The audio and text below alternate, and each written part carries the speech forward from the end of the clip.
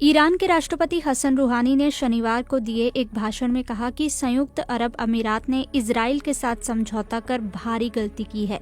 UAE पर निशाना साधते हुए अपने आक्रामक भाषण में रूहानी ने कहा कि यूएई ने धोखा दिया है। वहीं ईरान के कट्टरवादी अखबार कायहान के मुख्य संपादक ने कहा कि यूएई ने अपने आप को विरोध का वैध निशाना बना लिया है।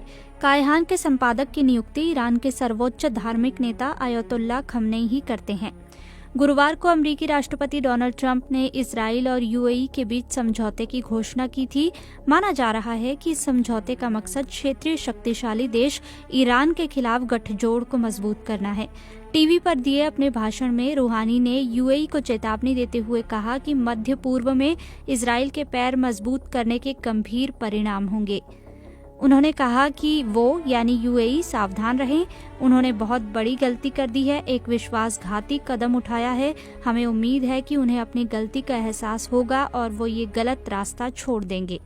वहीं पहले पन्ने पर प्रकाशित टिप्पणी में कायहान अखबार ने कहा है कि संयुक्त अरब अमीरात ने फलस्तीन के लोगों को बड़ा धोखा दिया है।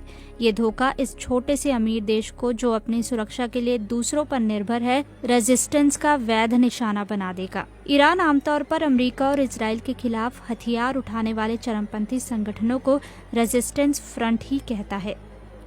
रूहानी ने ये भी कहा कि इस समझौते का मकसद नवंबर में होने जा रहे अमेरिकी चुनावों में राष्ट्रपति ट्रंप की उम्मीदवारी को मजबूत करना है। उन्होंने कहा कि इसीलिए ही इस समझौते की घोषणा वॉशिंगटन से की गई है। रूहानी ने कहा कि ये समझौता अब क्यों हुआ है? अगर ये समझौता गलत नहीं है तो फिर इसकी घोषणा एक तीसरे देश में क्यों हुई है, वो भी अमेरिका में, ताकि वॉशिंगटन में बैठा वो व्यक्ति वोट बटोर सके। आपने अपने देश को, अपने लोगों को, मुसलमानों को और अरब दुनिया को धोखा दिया है। ईरान के शक्तिशाली सैन्य संगठन रिवोल्यूशनरी गार्ड्स कोर ने एक बयान में कहा है कि यूएई इजराइल समझौते के बाद बच्चों की हत्या करने वाले यहूदी शासन के विनाश की प्रक्रिया और तेज हो जाएगी। वहीं एक बयान में संयुक्त अरब अमीरात ने कहा है कि इजराइल के साथ उसके समझौते का मकसद ईरान को जवाब देना नहीं है। यूएई ने तुर्की की ओर से समझौते की आलोचना को भी खारिज किया है। यूएई के विदेश मंत्री अनवर गरगाश ने ब्लूमबर्ग से कहा कि ये समझौता ईरान के बारे में नहीं है, ये यूएई, इसराइल और अमेरिका के बारे में है। इसका मकसद किसी भी तरह से ईरान के खिलाफ कोई समूह बनाना नहीं है। ट्रंप प्रशासन और इसराइल ने यूएई के साथ समझौते को ईरान को किनारे करने की कोशिश के तौर पर दिखाया है, लेकिन यूएई ने संकेत दिए हैं कि वो अपने पड़ोसी ईरान को उकसाना नहीं चाहता। गरगाश ने कहा कि ईरान के साथ हमारा रिश्ता बहुत जटिल है, हमारी कुछ चिंताएं जरूर है, लेकिन हमें लगता है कि इन मुद्दों को तनाव कम करके और कूटनीतिक तरीकों से ही सुलझाया जा सकता है। इस बीच तुर्की के राष्ट्रपति रजब तैयब एर्दोआन ने शुक्रवार को कहा था कि तुर्की यूएई से अपने राजदूत को वापस बुला सकता है। एर्दोआन का कहना था कि इजराइल के साथ समझौते से फलस्तीनी लोगों के अधिकारों को झटका लगा है।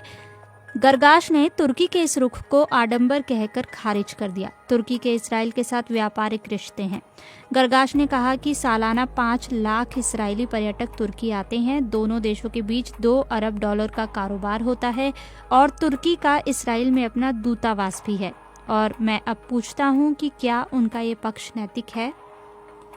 यूएई के साथ समझौते के तहत इसराइल ने वेस्ट बैंक के इलाकों पर कब्जे की अपनी योजना को टाल दिया है।